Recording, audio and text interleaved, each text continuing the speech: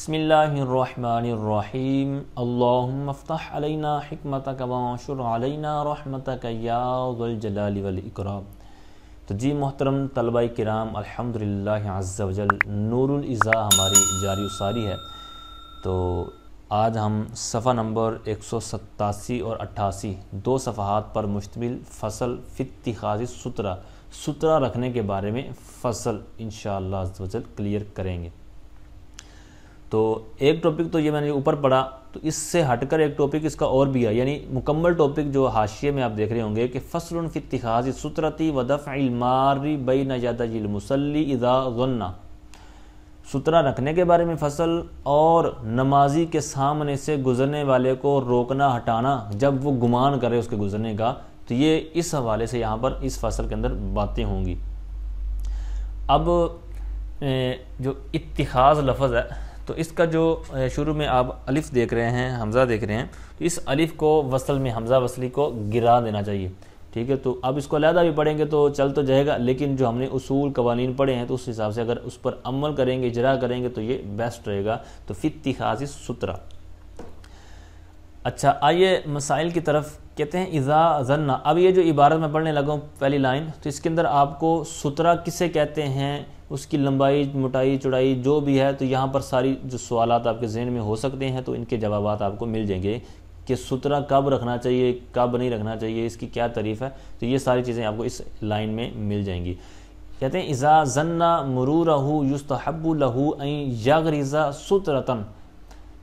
کہتے ہیں کہ جب نمازی کو گمان ہو، اب نمازی ہی نے سترہ رکھنا ہے تو اسی کے حوالے سے بات ہوگی کہ جب نمازی کو کسی کے گزرنے کا گمان ہو، مرورہ کسی کے گزرنے کا نمازی کو گمان ہو، تو یستحب لہ، اس کے لیے یعنی نمازی کے لیے مستحب ہے، کیا مستحب ہے کہ ان یغرز سترۃ، کہ وہ سترہ گاڑے، یعنی سترے کو آگے سٹینڈ کر دے یا گاڑ دے، مطلب زمین کے اندر اس کو پیوست کر دے، جس طرح کہتے ہیں نا ایک گاڑ دینا، تو یوں تھوڑا سا اس سترے کو لکڑی وغیرہ ہے یا لوہا ہے تو اس کو نیچے گاڑ دیں۔ بعض کا چیزیں تو ہوتی ہیں سٹینڈ والی، ٹھیک ہے، جو بندہ خود بنوا لیتا ہے جو سترہ وغیرہ، تو اس کو گاڑنا نہیں پڑتا، ویسے ہی اس کو مطلب بندہ سہارا دے کے کھڑا کرے یا بغیر سہارے کی تو وہ ٹھہر جاتا ہے۔ تو اگر وہ کوئی ایسی چیز ہے جس طرح پینسل ہوتی ہے، تو اب یہ کھڑی کریں گے تو یہ کھڑی نہیں ہوگی، ٹھیک ہے، یہ گر جائے گی،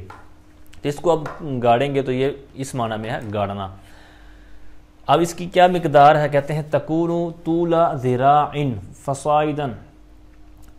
اب کہتے ہیں کہ لمبائی کتنی ہونی چاہیے، تو یہاں سے وہ بیان کریں گے۔ کہتے ہیں تکون، یہاں پر اب یہ صیغہ مؤنث کا ہے اور پیچھے سترہ لفظ گزرا ہے، تو یہ اسی کی مناسبت سے اس کے اندر جو اب آپ کو پتہ ہے کہ کانا یکون یہ فعل ناقصہ میں سے، تو اب یہاں پر اس کو ہمیں اسم بھی چاہیے اور خبر بھی چاہیے تاکہ پورا یہ جملہ بن جائے۔ تو اس کا اسم ہمیں نکالیں گے یہ سترہ کی طرف لوٹنے والی ضمیر، وہ اسم ہو جائے گا، اور خبر آپ کو پتہ ہے کہ اس کی منصوب حالت میں ہوتی ہے، جس طرح مثال کان اللہ رحیمن، تو اب یہاں پر آخر میں جو خبر ہے رحیمہ یعنی رحیمن، تو یہ نصبی حالت میں ہے، تو یہاں پر بھی ہمیں خبر جو اسم ہم نے نکالا وہ تو مرفوع ہے، ٹھیک ہے، ضمیر مرفوع ہو گیا اندر، اور جو خبر ہے یہاں پر ہم نے اعراب لگا کر اس کو نصب دینا ہے، تو چونکہ جو مرکب ہے اس کی خبر، تو اس کے لیے اس کو مضاف مضافلے بنائیں گے، لیکن اعراب جو ہے گا وہ پہلی چیز پر آئے گا مضاف پر، طول ذراع، تو بہرحال اس کی لمبائی کہتے ہیں کہ ایک ہاتھ، جو لمبائی اس کی تو وہ ایک ہاتھ لمبی ہونی چاہیے، مطلب ایک ہاتھ آپ کا جو آپ نے سترہ لگانا ہے تو وہ ایک گز یا ایک ہاتھ لمبا ہونا چاہیے اوپر کو، یہ کم از کم مقدار، ٹھیک ہے۔ ذالک ادناہ، حاشیے میں انہوں نے بیان فرمایا یہ کم از کم ہے، تو یا کہتے ہیں فصاعدا، یا اس سے تھوڑی سی مزید آپ لمبائی کر لیں۔ فی غلظ الاصبع، اور موٹائی کتنی ہو چاہیے، غلظ کہتے ہیں موٹائی کو، اور کہتے ہیں یہ موٹائی میں جو سترہ ہے وہ ایک انگل ہونا چاہیے، ایک انگلی جس طرح ہماری موٹی ہوتی ہے تو اس طرح ہونا چاہیے، یہ بھی کم از کم ہے۔ آگے اس کا انداز بیان کر رہے ہیں اور سنت طریقہ۔ اب یاد رکھیے کہ یہ شرط نہیں ہے، یہاں سے جو اگلا مسئلہ بیان ہو رہا ہے نا، تو یہ شرط نہیں ہے، ضروری نہیں ہے، ٹھیک ہے، یہاں پر یہ سنت انداز ہے۔ وَالسُّنَّةُ أَن يَقْرُبَ مِنْهَا، اور سنت یہ ہے کہ وہ قریب ہو منہا، اس سترے کے، یعنی نمازی اس سترے کے قریب ہو۔ اب یہاں پر ترجمہ آپ نے غور کرنا ہے، بعض کا یہاں پر طلبہ مسٹیک کر جاتے ہیں۔ اب جو اعراب ہے، جو عبارت ہے، اس پر آپ غور کریں گے تو آپ کو یہ مزید کلیئر ہو جائے گا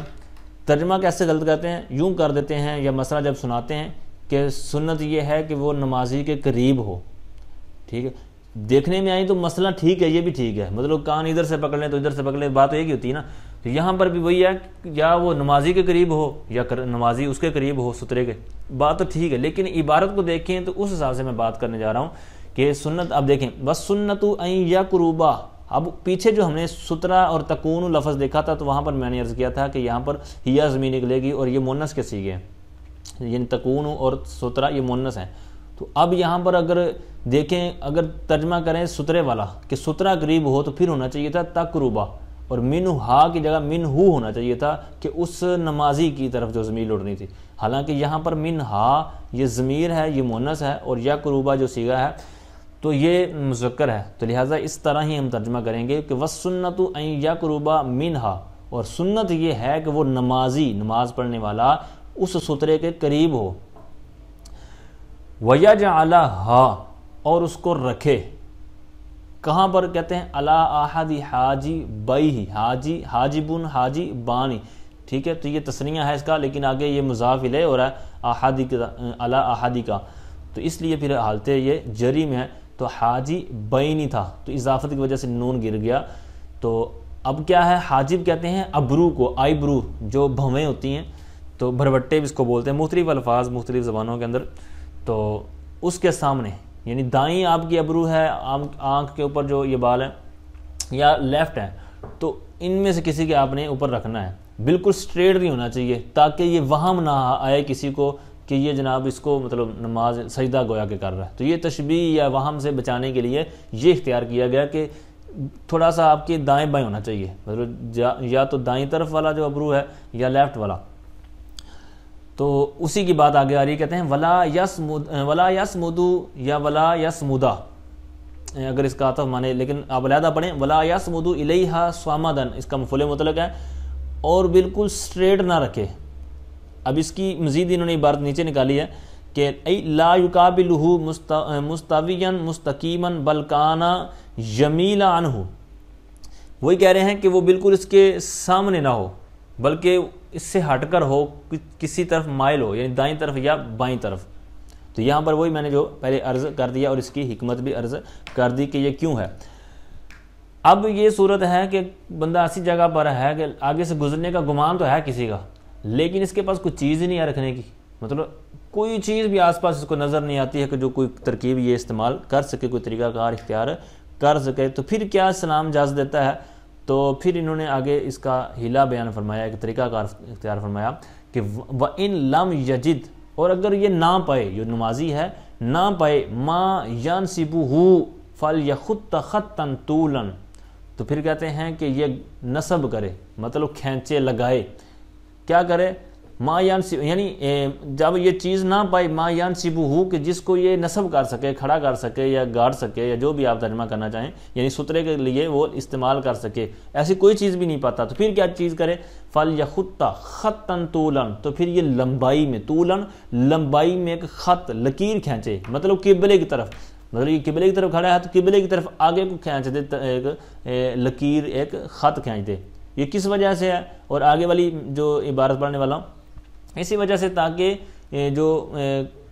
کوئی گزرنے والا ہے تو اس کو اس سے توجہ ہو جائے کہ یہاں پر یہ میرے آگے کوئی کھڑا ہوا ہے اور وہ کس حالت میں ہے، نماز میں ہے، تو نماز کے آگے سے، نمازی کے آگے سے نہیں گزرنا چاہیے. تو یہ ساری چیزیں اس کو یاد آ جائیں، تو اس وجہ سے ہے.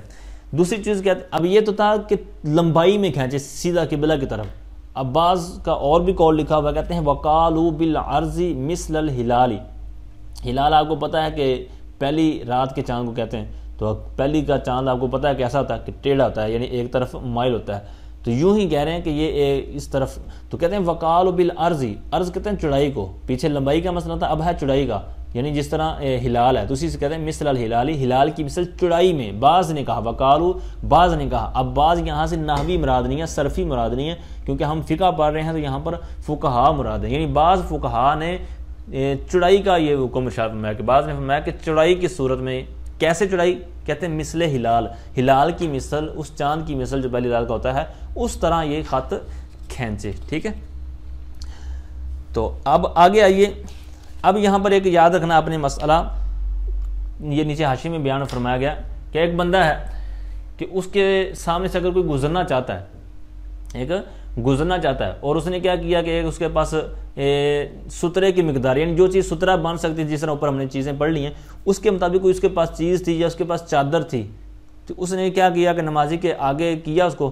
اور اس کے ہاتھ میں ہے وہ چیز جو سترہ بن سکتی تھی، تو یہ جناب اس نے ہاتھ میں پکڑا ہے اور اس کو رکھا نہیں ہے، تو بلکہ اس کے ہاتھ میں ہے، اور گویا کہ وہ اس کے تابع ہی ہے وہ چیز جو سترہ کے قائم مقام ہو سکتی تھی، لیکن اس نے کیا کیا کہ نمازی کے آگے سے گزر رہا، ساتھ میں وہ پکڑا بھی ہوا اور یوں گزر گیا، تو یہ اس کے لیے جائز نہیں ہوگا، کیونکہ یہ سترہ بنا ہی نہیں، ٹھیک ہے، تو یہ خود گویا کہ گزر رہا ہے اس چیز کے ساتھ، تو یہ اس کا یہ ہلا کرنا یا اس کا یہ سترہ بنانے کی کوشش کرنا یہ درست نہیں ہے، بلکہ اس کو سٹریٹ کھڑا کرے یا جیسے بھی گاڑے، تاکہ وہ اپنی حالت پر، اپنی ٹانگوں پر گویا کہ وہ کھڑا ہو سکے، تب اس کو یہ اجازت ملے گی کہ یہاں پر یہ آگے گزر سکے۔ اچھا، دوسرا ہے کہ یہ مدنی چینل پر بیان کیا گیا تھا کہ ایک بندہ نماز پڑھ رہا ہے اور آگے سے ایک بندے نے گزرنا ہے، تو کیسے اس کا طریقہ کار اختیار ہو سکتا ہے کہ پیچھے سے نہ گزرے، مطلب کوئی ایسی صورت بھی نہیں ہے کہ وہ پیچھے سے گزر سکے، بس آگے سے گزرنا ہے، تو کیا طریقہ کار ہے؟ تو اس کا طریقہ سماعت کیجیے کہ نماز پڑھ رہا ہے بندہ اور آگے سے ایک بندے نے گزرنا ہے، تو یوں کریں کہ دو بندے آگے جو اس کے پاس ہوں، یعنی ایک وہ خود جس نے گزرنا ہے تو ایک اس کے پاس اور ہونا چاہیے، تو وہ ایک جو بندہ ہے وہ اس کے سامنے آ کر مطلب کھڑا ہو جائے، جو نمازی ہے، تو کھڑا یا بیٹھنا اس انداز میں ہے کہ اس کا قبلے کی طرف چہرہ ہو اور پیٹھ جو ہے اس کی پشت جو ہے اس نمازی کی طرف ہو، تو یوں آگے جب کھڑا ہو جائے تو اب جو دوسرا تھا جس نے گزرنا تھا تو وہ آگے سے گزر جائے، تو اب یہ جو پہلے اس نے کھڑا کیا تھا اپنے سامنے گزرنے کے لیے، تو اب جب وہ پہلے والا یا دوسرے والا جو اب آگے سے گزر گیا ہے، تو دوسرے والا پھر یہ جو کھڑا ہوا تھا اس کے پیچھے آ کے کھڑا ہو جائے اور وہ آگے سے اسی طرف ہٹ جائے، یعنی جب چاہے ادھر ہو جائے، چاہے رائٹ ہو جائے، چاہے لیفٹ ہو جائے، ٹھیک ہے۔ والمستحب ترک دفع المار والرخص دفعه بالاشارۃ، اور مستحب ہے ترک کرنا، چھوڑ دینا، یعنی منع نہ کرنا، کس کو؟ دفع المار، مر یمر، یہ مار میم الف ما اور را مشدد ہے، ٹھیک ہے، ماررن فاعلن کے وزن پر گزرنے کے معنی میں، تو یہاں پر ہے اس میں فاعل تو مطلب گزرنے والا، تو گزرنے والے کو دفع کرنے یعنی روکنے کو یا ہٹانے کو ترک کرنا، مطلب ایک بندہ نمازی کے سامنے سے گزر رہا ہے تو مستحب یہ ہے کہ اس کو نہ روکے، ٹھیک ہے، تاکہ یہ خشوع خضوع سے اپنی نماز پڑھے، گناہ گار ہونا ہے تو اس نے ہونا ہے، لیکن یہاں پر جو ہے مستحب یہ ہے کہ گزرنے والے کو دفع کرنے کو ترک کر دینا، مطلب اس کو نہ روکے۔ اب یہ جو احادیث میں رخصت جو بیان کیا گیا ہے اور مطلب منع کرنے کا انداز یا اس طرح کے جو احادیث ہیں تو وہ کیوں ہیں؟ فرمایا وَالرُّخِصَ دَفْعُهُ بِالْإِشَارَةِ أَوْ بِالتَّسْبِيحِ، اب یہاں سے وہ طریقے کا اختیار کیے جا رہے ہیں کہ کیسے کیسے پھر منع کر سکتا ہے۔ مستحب تو یہی ہے کہ اس کو منع مطلب نہ کیا جائے، لیکن پھر بھی اس کے طریقہ کار، کیونکہ اسلام ہر انداز میں ہر معاملے میں ہماری رہنمائی فرماتا ہے، تو پھر کیا فرماتے ہیں کہ دفع کرنے کو رخصت کیا گیا، یعنی رخصت دی گئی ہے دفع کرنے کی، کس کے ساتھ؟ مطلب کسی کو اگر روکنا بھی ہے تو کس انداز میں پھر روکیں گے؟ تو کہتے ہیں اشارے کے ساتھ یا تسبیح کے ساتھ، ٹھیک ہے، مطلب جو بھی وہ اس وقت پڑھ رہا تھا یا تسبیح، اگر مثال لے لیں تو قرات کی بات آگے آ رہی ہے، تو تسبیح کے ساتھ مطلب تھوڑا سا بلند کر کے پڑھ کے اس کو اشارہ کر دے۔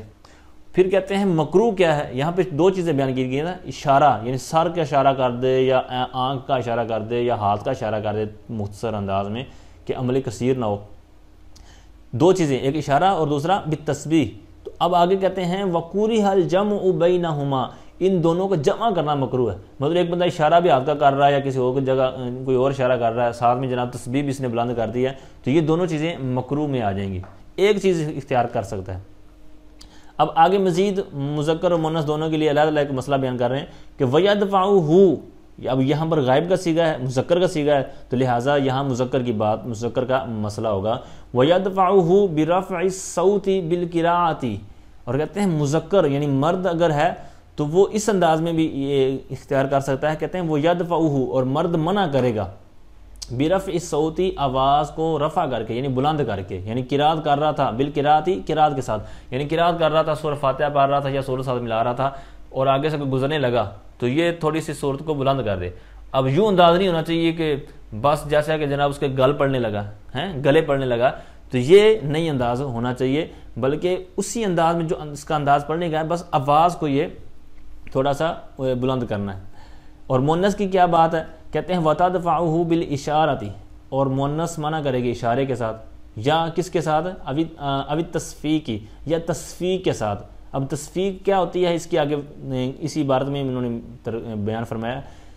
یا پھر تصفیق کرے، کہتے ہیں وہ کیا چیز ہوتی ہے، کہتے ہیں بظاہری اصابع الیمنی علی صفحۃ کف الیسری،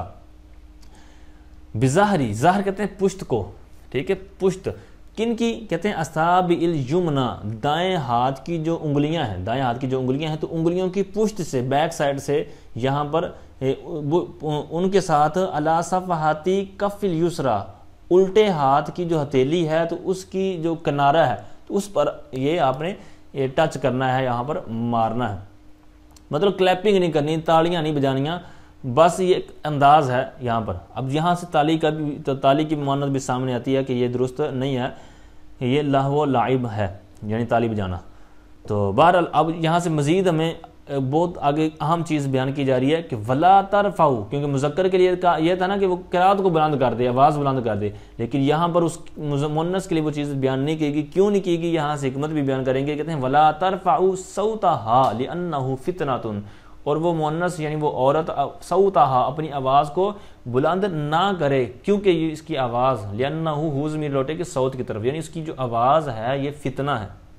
اللہ اکبر۔ تو اب دیکھیے کہ نماز کے اندر کہ بندہ اللہ تعالیٰ کے قریب ہوتا ہے، لیکن اس وقت بھی یہ صرف قرآن پاک کی آواز، یعنی اچھی تسبیحات وغیرہ، قرآن پاک کی تلاوت وغیرہ قرآن نماز کے اندر کی جاتی ہے، تو اس آواز کو بھی بلند کرنے سے منع کیا گیا۔ اسی طرح پھر علماء نے نعت خوانی اس انداز میں کرنے کو منع فرمایا عورت کا کہ وہ اس کی آواز غیر محرم تک پہنچے، اور دیگر اس طرح کے مسائل ہیں۔ تو اب وہ یہاں سے عبرت پکڑیں، سبق سیکھیں کہ جو دیگر جو دنیاوی انداز میں یا فحاشی انداز میں جو دین اسلام کی خلاف ورزیاں کرتے ہیں، میں مزید اس کی ڈیٹیل میں نہیں جانا چاہتا، لیکن غور کرنا چاہیے ہر ذی شعور کو۔ اچھا جی، آگے آئیے، کہتے ہیں ولا یقاتل المارہ، اور وہ نہ قتل کرے گا۔ یہاں پر قتل کے معنی میں نہیں لیں گے، اس کو جھگڑے کے معنی میں لیں گے۔ ولا یقاتل المارہ، اور وہ جھگڑے نہ گزرنے والے سے، یعنی نمازی جو ہے، یہاں یقاتل کا فاعل وہی نکلے گا، یعنی وہ نمازی جھگڑا نہ کرے المارہ، گزرنے والے کے ساتھ، یعنی گزرنے والے سے جھگڑا نہ کرے۔ اب اس پر اعتراض ہو سکتا تھا، جس کی آگے عبارت میں انہوں نے جواب دیا کہ بھائی آپ کہہ رہے جھگڑا نہ کرے، حالانکہ حدیث پاک، اور وہ حدیث پاک انہوں نے حاشیے میں بیان کی ہے کہ اس طرح کی وہاں پر رخصت دی گئی ہے کہ جو آگے سے گزر رہا ہو تو جہاں تک ہو سکے وہ اس کو روکے، اور اگر وہ اس بات کا انکار کرے، یعنی وہ باز نہ آئے، منع نہ ہو، تو فرماتے ہیں کہ اس سے پھر فلیقاتل ہو، تو اس سے وہ جھگڑا کرے، یعنی اس کے لڑے جھگڑا کرے، یا یقاتل کا الفاظ ہیں، کیونکہ انما ہوا شیطان، کیونکہ وہ شیطان ہے۔ اب یہ الفاظ ہیں تو یہ پھر کیا مراد ہوگی کہ آپ کہہ رہے ہیں کہ وہ جھگڑا نہ کرے؟ تو اس پر آگے فرما رہے ہیں کہ وما ورد به مؤول بانه کان والعمل مباح، فرماتے ہیں کہ وہ حدیث پاک، وہ روایت جو اس بارے میں وارد ہوئی ہے، وما ورد به، جو اس پر وارد ہوئی ہے، وہ مؤول ہے، یعنی اس کی تعویل کی گئی ہے بائیں طور پر اس معنی میں کہ یہ جو کام تھا، یعنی منع کرنے والا، یعنی نمازی کے سامنے سے جو گزرنے والے کو منع کرنے والا جو کام تھا، یہ مباح تھا، یہ پہلے مباح تھا، جائز تھا، یعنی روکنے کی یہ تعلیمات دی گئی تھی، وقد نسخ، لیکن بعد میں کیا ہو گیا، اس بات کو منع کر دیا گیا، منسوخ کر دیا گیا، اس بات کو چھوڑ دیا گیا، ٹھیک ہے۔ تو اس بات کو یہ وہ حدیث پاک بھی میں نے عرض کر دی، اور یہ اس کا پھر اعتراض کا جو جواب بنتا تھا وہ بھی ہو گیا۔ اب یہاں پر ایک اور یاد رکھیے کہ اب امام کا جو سترہ ہے وہ مقتدیوں کے لیے سترہ کافی ہوتا ہے۔ اس پر نیچے حاشیے میں انہوں نے کچھ باتیں بیان فرمائی ہیں، اور وادی ابطح میں نبی پاک صلی اللہ تعالی وسلم کا بھی یہی عمل تھا کہ سرکار کے سامنے یہ سترہ تھا اور بقیہ قوم کے سامنے نہیں تھا۔ اب اس کے حاشیے کے در حاشیے میں، یعنی اس حاشیے پر مزید پھر حاشیہ جو نیچے والا ہوتا ہے، یعنی ایک لائن آپ دیکھ رہے ہوں گے، وہاں پر نیچے جو حاشیہ ہوتا ہے اس پر سیدی اعلیٰ حضرت فاضل بریلوی رحمۃ اللہ تعالی نے ایک بہت زبردست بیان فرمائی ہے۔ اب یہ جو بد مذہب ہیں، ان کا ایک امام گزرا ہے عبدالرشید گنگوہی، ٹھیک ہے۔ اب عربی کے اندر آپ کو پتہ ہے گاف نہیں ہوتی، ٹھیک ہے، کاف گاف جو ہوتا ہے، تو اس لیے یہاں پر گنگوہی نہیں گنگوہی لکھا ہوا ہے۔ تو عبدالرشید گنگوہی، تو اس نے، حالانکہ یہ کتنا مطلب حدیثوں کو لیتے ہیں، جناب ہم اہل حدیث ہیں، یہ ہیں وہ ہیں، تو بہرحال اوپر آپ نے حدیث پاک سن لی، لیکن اس کا یہ کیا موقف تھا، یہ کہتا تھا کہ امام کا سترہ مقتدیوں کے لیے کافی نہیں ہے، یہ غیر کافی ہے، کافی نہیں ہے، بلکہ ہر ایک کے لیے علیحدہ علیحدہ ہونا چاہیے، ٹھیک ہے۔ تو یہ آگے آپ فرماتے ہیں کہ ھذا جہل شدید منہ، یہ بہت سخت اس کی طرف سے جہالت ہے، ٹھیک ہے۔ تو اس طرح یہ نیچے بات بیان فرمائی ہوئی تھی۔ تو بہرحال جو یہ حدیث پاک جو اوپر میں نے عرض کی تھی نا کہ اس سے مطلب سامنے سے گزرنے والے سے یہ روکے کیونکہ وہ شیطان ہے، تو یہاں پر شیطان کہنے سے مراد یہ ہے کہ اس نمازی کے سامنے سے گزرنے والے کو یہ گزرنے پر جو مجبور کیا ہے یا اکسایا ہے تو وہ شیطانی کام ہے، ٹھیک ہے، ان معنی میں اس کو یہ شیطان فرمایا گیا ہے، ٹھیک ہے۔ تو اب دوسری بات یہ ہے کہ جب امام صاحب کے سامنے ہو جو سترا ہو، تو اب بندہ جماعت میں ہو تو اس کا کوئی وضو ٹوٹ جائے، نکسیر پھوٹ جائے یا کوئی اور مسئلہ بن جائے، تو اب وہ وضو کے لیے جائے گا تو اب اس کو اجازت ہے جس مرضی جگہ سے مطلب وہ گزر جائے، کیونکہ گناہ گار نہیں ہوگا، کیونکہ امام صاحب کے پاس سترا موجود ہے۔